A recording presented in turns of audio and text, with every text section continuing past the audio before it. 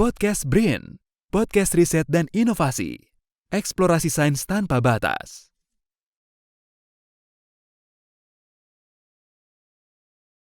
Berjumpa lagi dengan saya Bobby untuk podcast Badan Riset dan Inovasi Nasional. Masih dalam rangkaian episode Teknologi Digital dan Penelitian Sosial, Sainsis dan Humaniora di Era Digital. Dalam episode kali ini sudah hadir di tengah kita Dimas Sony Dewantara atau biasa dipanggil Dimas. Dimas ini adalah analis data ilmiah di Pusat Data dan Informasi atau Pusdatin BRIN, dan dengan latar belakang pendidikan Dimas adalah seorang IT, Dimas akan bercerita mengenai pemanfaatan data digital untuk riset sosial humaniora. Dalam era digital seperti sekarang, data menjadi sesuatu yang sangat berharga.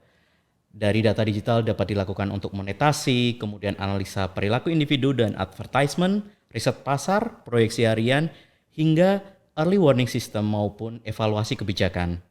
Melalui digitalisasi data, aktivitas di suatu sektor akan terkoneksi secara langsung dengan sektor lain. Seperti misalnya pada saat kita melakukan pergerakan atau mobilitas, tiba-tiba di mobile phone kita akan muncul iklan mengenai restoran terdekat dengan diskon misalnya. Atau pada saat kita sedang membrowser terhadap internet misalnya atau beraktivitas di sosial media, ada algoritma di situ yang bekerja kemudian muncul di sosial media atau di browser kita mengenai apa yang sedang kita cari.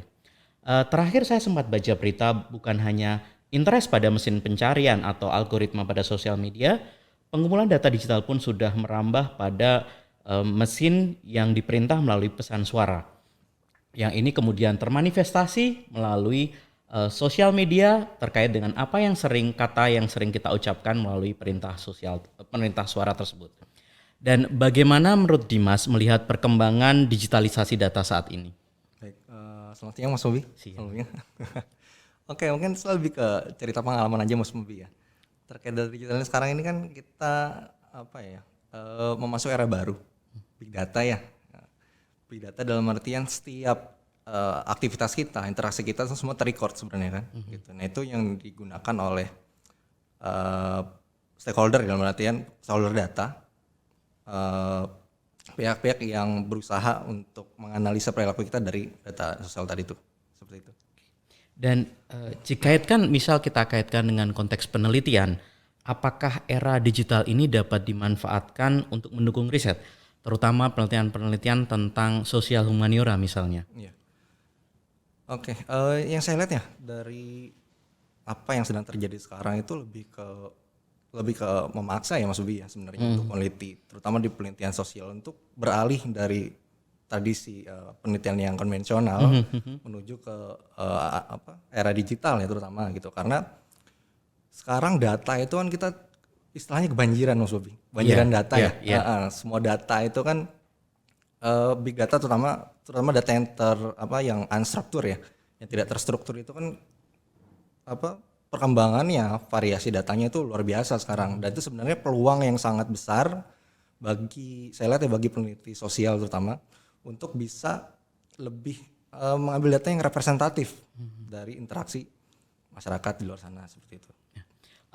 Saya ingat tahun lalu kita mengadakan metode riset digital, dan pertama kalinya juga waktu itu karena ada pandemi yang kita dipaksa untuk bertransformasi karena ada pembatasan sosial, kita tidak bisa melakukan penelitian ke lapangan. Nah, tetapi ada beberapa hal, misalnya ada reluctant dari peneliti yang melihat bahwa kita tidak perlu bertransformasi ke penelitian digital, kita tetap saja melakukan penelitian, artinya melihat bahwa penelitian konvensional dipandang masih relevan seperti sekarang. Nah, menurut Dimas bagaimana tentang kondisi seperti sekarang?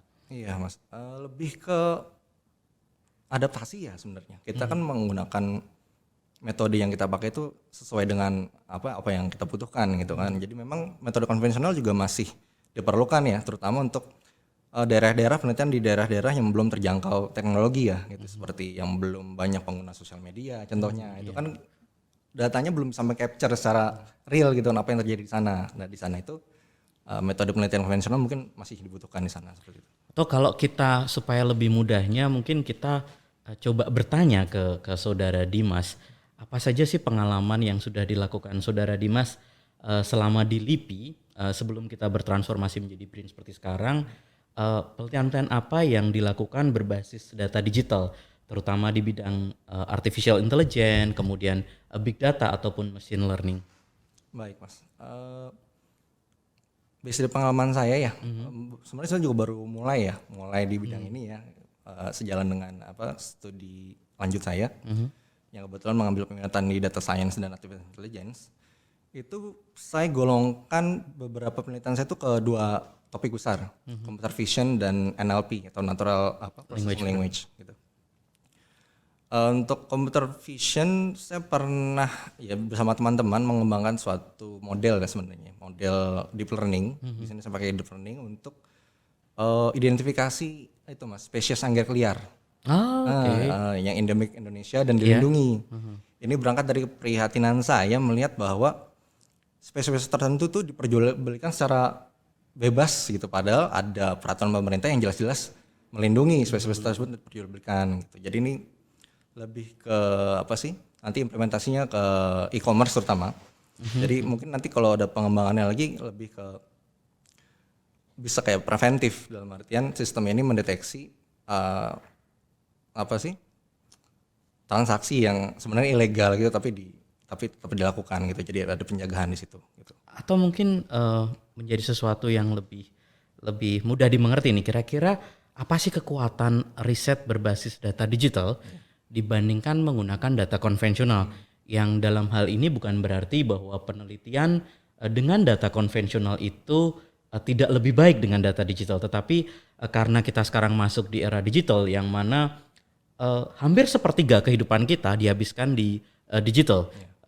Data statistik 2021 Indonesia itu untuk masyarakat Indonesia secara umum sudah hampir 75% sudah mengakses internet, dan lebih dari 8 jam itu dihabiskan untuk berbasis internet, baik bekerja, belajar, kemudian berbelanja. Nah, ini kira-kira seperti apa sih kekuatan dari riset yang berbasis data digital?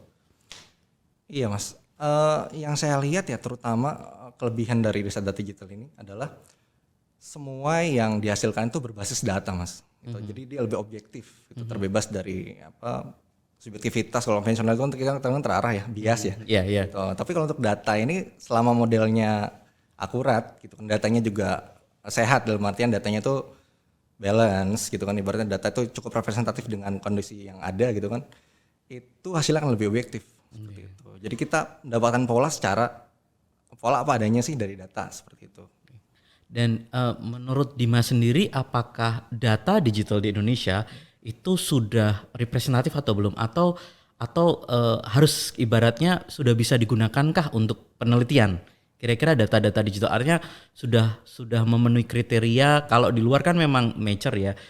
Bahkan pelatihan data digital di luar itu sudah populer sejak tahun 2012 kalau nggak salah. Dan buku-buku tentang bagaimana melakukan metode riset digital itu terbitannya sudah cukup banyak. How to do digital research misalnya. Nah, kalau kita merefleksikan ke Indonesia, kira-kira sudah bisakah kita melakukan riset data digital di Indonesia? Baik Mas, yang saya soroti mungkin kembali ke poin tadi ya, bahwa coveran perkembangan teknologi ini dan Indonesia ini belum rata ya sebenarnya. Ada beberapa daerah yang mungkin belum tingkat penggunaan teknologi itu belum sama dengan katakan Jakarta atau kota besar lainnya seperti itu kan. Jadi mungkin memang perlu riset kembali ya untuk seperti semacam survei untuk melihat keakuratan dari representasi data yang dihasilkan dari kita ambil contoh sosial media itu dengan kondisi faktual seperti apa gitu. Oke. Artinya bahwa digitalisasi itu masih cenderung inklusif, dan ini sebenarnya tidak terjadi hanya di Indonesia, di Amerika pun mengalami hal yang sama. Jadi tingkat digitalisasi di perkotaan itu lebih tinggi. Kemudian tingkat pendapatan juga menengah ke atas itu biasanya lebih terdigitalisasi dibandingkan dengan tingkat pendapatan menengah. Tetapi kalau artinya bukan tidak menutup kemungkinan kan, artinya kita tetap masih bisa melakukan riset digital meskipun ya masih disparitasnya, terutama misalnya daerah-daerah terluar di Indonesia belum terdigitalisasi seperti di Jawa misalnya. Iya Mas, kalau poin yang saya ambil adalah mungkin setiap kita melakukan riset digital terutama mungkin ada semacam evaluasi atau pengukuran ya Mas, akurasi dari mungkin untuk model prediksi atau model klasifikasi dan sebagainya itu sejauh apa sih gitu.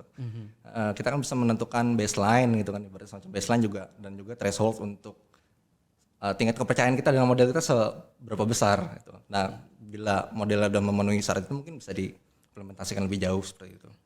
Baik. Dan terlepas dari ketersediaan data, willingness dari seorang peneliti pun menjadi sesuatu hal yang mendasar untuk melakukan riset digital. Nah, kalau menurut Mas Dimas, bagaimana tentang paradigma bahwa riset digital itu hanya bisa dilakukan oleh orang-orang yang seperti Mas Dimas punya background IT. Bagaimana dengan orang-orang yang tidak punya background IT, terutama kemampuan untuk coding, melakukan scripting, itu gimana kira-kira?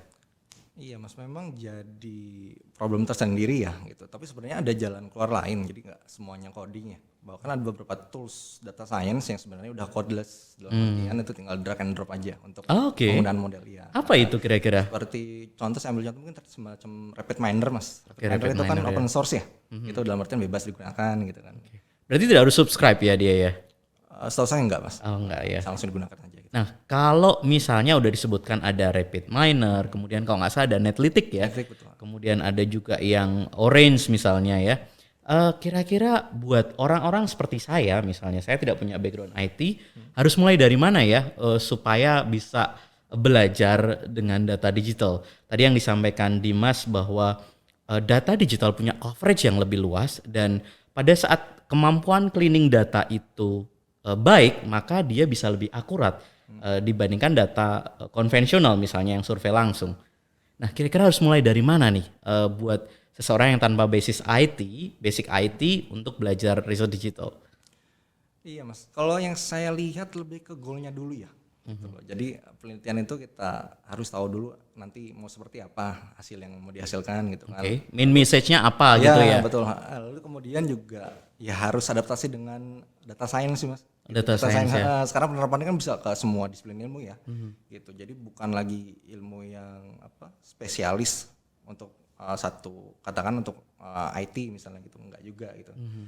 Jadi kayak ya lebih memahami sih kayak mungkin istilah machine learning gitu kan, deep learning, regresi dan sebagainya gitu. Jadi sebenarnya itu kan kayak istilah baru ya. Istilah baru mewakili dari istilah lama sebenarnya gitu kan, untuk sistem prediksi seperti itu. Ya, mungkin buat beberapa orang kayak agak alergi nih, waduh ini apa lagi istilahnya. Tapi kira-kira apakah Dimas bisa merekomendasikan kira-kira ada nggak sih website atau free course untuk belajar riset digital? Tadi yang kira-kira artinya punya framework, riset digital itu seperti ini, kira-kira bisa belajar secara mandiri dengan website yang apa ya? Adakah rekomendasinya? Ya. Baik Mas, untuk website yang free ya, katakan free ya, itu kayak seperti yang open source itu sebenarnya rata-rata punya ya. Itu yang websitenya tutorial dikembangkan oleh komunitas. Katakan yang RapidMiner ada gitu kan tutorialnya gitu. Sebenarnya untuk yang berbayar itu sebenarnya untuk dasar pengenalan istilah gitu, atau mungkin lebih teknis lagi scraping atau crawling data ya dari sosial media itu disediakan kok gitu. Oke. Kalau misalnya kan ada nih, misal ada Coursera misalnya, di situ kita bisa belajar Python atau R Studio gitu, kira-kira butuh sesuatu yang bersifat registrasi atau ya seperti kita enroll buat kuliah nggak sih, model-model kayak gitu Coursera gitu? Iya, untuk yang tanpa subscribe ya Mas? Iya. Itu lebih ke yang penting kita itu aja sih, maksudnya berkesinambungan gitu loh, dalam artian jangan hanya ambil awalnya aja. Oke. Gitu sebenarnya. Dan nggak boleh pantang menyerah Betul, ya. betul, Oke. seperti itu. Nah, untuk yang terakhir nih, kira-kira ada yang ingin, kira-kira Dimas ada yang ingin disampaikan kah untuk teman-teman, terutama peneliti ataupun mahasiswa misalnya, scholars yang ingin belajar dengan riset digital, kira-kira adakah yang ingin disampaikan sebelum kita nutup diskusi kali ini? Baik Mas, sebelumnya juga saya masih belajar ya. Gitu. Cuman ya dari pengalaman yang saya ambil adalah yaitu kita memang harus beradaptasi ya, karena memang tuntutannya sekarang seperti itu gitu kan, dalam artian kita ini dalam kondisi banjiran data gitu. Data yang sebenarnya tuh nilainya tidak ternilai bahkan gitu kan, karena memang benar-benar data yang real, dalam artian benar-benar ya apa adanya gitu loh, dihasilkan dari interaksi media sekarang gitu kan. Jadi ya harus adaptasi ke arah situ gitu, dan tadi jangan alergi ya untuk perubahan gitu kan juga. Itu jangan pantang menyerah. Berarti tetap kita harus bertransformasi. Dan tanpa kita sadari setiap kita melakukan aktivitas sehari-hari, kita meng-create data digital dari sekedar mobility kita, kemudian apa yang kita sukai, apa yang kita tonton, bahkan apa yang kita beli melalui misalnya platform jual beli online misalnya, itu menjadi sesuatu data digital, dan pada saat ini diakumulasikan ini akan bernilai secara ekonomis itu sangat besar, terutama jika dikaitkan dengan bisnis-bisnis yang terkini. Dan dari yang disampaikan Dimas membuka pemahaman bahwa data digital sangat berpotensi strategis untuk sumber data penelitian sosial humaniora, yang tentunya kita tidak harus punya latar belakang IT untuk belajar itu, namun bisa belajar mandiri. Tadi yang disebutkan Dimas, ada beberapa website ataupun beberapa course yang gratis yang kita bisa belajar di situ. Dan alternatifnya, jika memang kita sudah belajar tapi mentok untuk coding atau script, maka kita bisa berkolaborasi dengan seperti Dimas misalnya, spesialis IT yang sudah terbiasa untuk melakukan coding, dan atau sekarang lebih sering disebut sebagai data scientist. Nah, apa itu data scientist? Nantikan di episode podcast selanjutnya. Demikian, salam Brin.